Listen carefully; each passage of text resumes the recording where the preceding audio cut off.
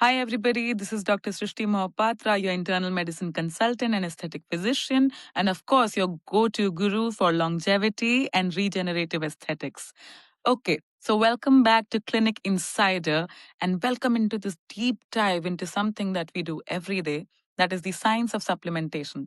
Today, we are moving past the marketing hype and looking at the clinical reality of what happens when you ingest a nutrient. As a physician, my goal is to help you understand that a supplement is only as good as its bioavailability, the actual percentage that makes it past your gut and into your bloodstream. A bit of introduction and the digestive journey. Whenever you swallow a pill, it doesn't just appear in your cells. It faces stomach acid, enzymes, the first pass metabolism in the liver. This is why the form, liposomal, methylated, or ionic, and the timing, empty stomach or with fruits and vegetables, or maybe a full fledged meal with fats, is going to do something. These are not just suggestions, they are biological requirements. Let's dive into it. Let's talk about the fat soluble powerhouses vitamin D3, K2, and omega 3. These vitamins require dietary fat to be absorbed. Without a meal, you're likely excreting 60 to 80% of what you actually paid for. Let's talk about vitamin D3 and K2, the bone and heart duo. The science behind is that vitamin D3 absorbs calcium. K2 acts as the traffic controller, activating osteocalcin to move the calcium into the bones away from your arteries. The best form to take it is D3 with MK7.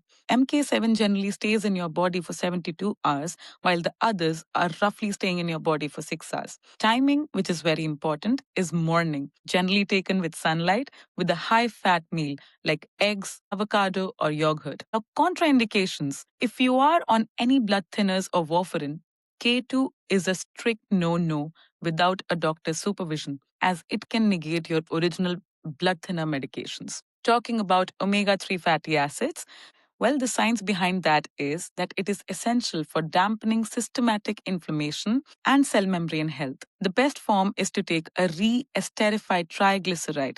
Avoid the ethyl ester. They are cheaper but poorly absorbed. Timing, it should be taken in dinner with your largest meal to prevent that fishy burps and maximize the uptake. Let's go into the water soluble sprinters. They don't stay very long in your body. They are pulsed and usually excreted within 4 to 8 hours. Let's talk about vitamin B12. The science behind it is that it is crucial for nerve sheath repair and red blood cells. The best form is methylcobalamin, the active form. Avoid cyanocobalamin, which is the synthetic version, and your body needs to work on it to actually metabolize it. The best timing is to take it empty stomach the first thing in the morning. Bioavailability. It should be taken sublingually or maybe under your tongue or IV, as it is superior to pills because B12 requires a protein which is present generally in the gut known as the intrinsic factor, but because due to leaky gut issues, 70 to 80% people do not have that. Now talking about vitamin C. The best form is liposomal. This wraps the vitamin C in fat bubble, allowing it to bypass the gut's absorption limit. The indications: high stress, more antioxidant protection, better skin, post surgery healing, or immune support. Again, you don't need to avoid it in chronic kidney disease because it is again water soluble, easily going out of your body. Now let's talk about the minerals, magnesium and iron, the competitive ones. These minerals are bulky and often fight each other for absorption. Talking about magnesium, the great relaxer for all our nights. The science behind it is that it is involved in 300 plus enzymatic reactions. The best forms are glycinate for sleep and anxiety, threonate for brain and memory, and malate, M for muscle, for muscle recovery and energy. Timing should generally be 1 hour before the bed. Now, contraindications here is chronic kidney disease or kidney stones. If your kidney can't filter out magnesium away from your body, it can build up to toxic levels. Now, let's talk about iron, the oxygen carrier. The best form generally is bisglycinate, non constipating. Timing has to be strictly in the morning, empty stomach, with a glass of water or orange juice for best absorption. The blockade. Never take iron with maybe coffee or tea or calcium. They block absorption up to 80%. Now let's talk about the most talked about fad, the longevity molecules, NAD plus and glutathione. These are the most fad prone, but also the most powerful for cellular healing. Let's talk about glutathione first. Glutathione is a master antioxidant. The reality, gummy or standard capsule forms are actually useless.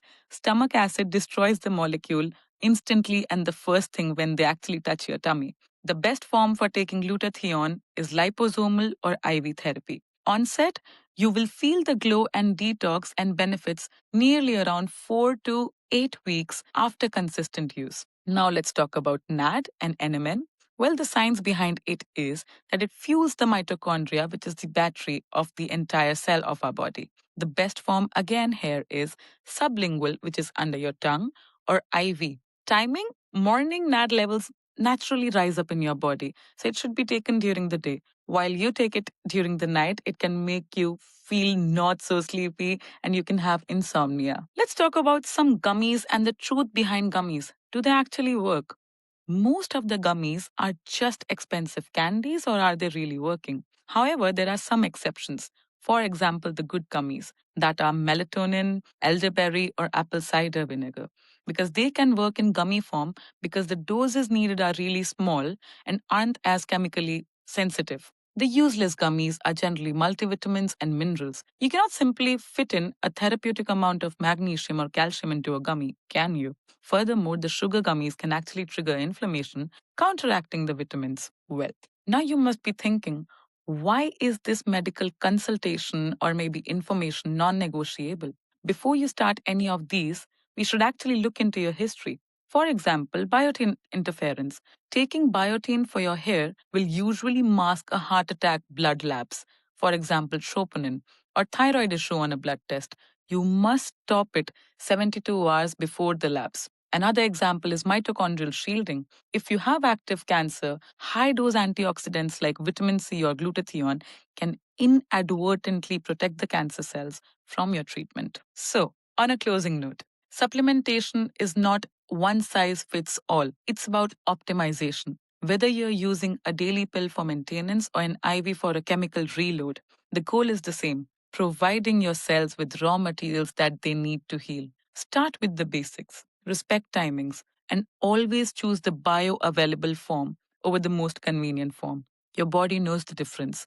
You stay healthy and you stay optimized.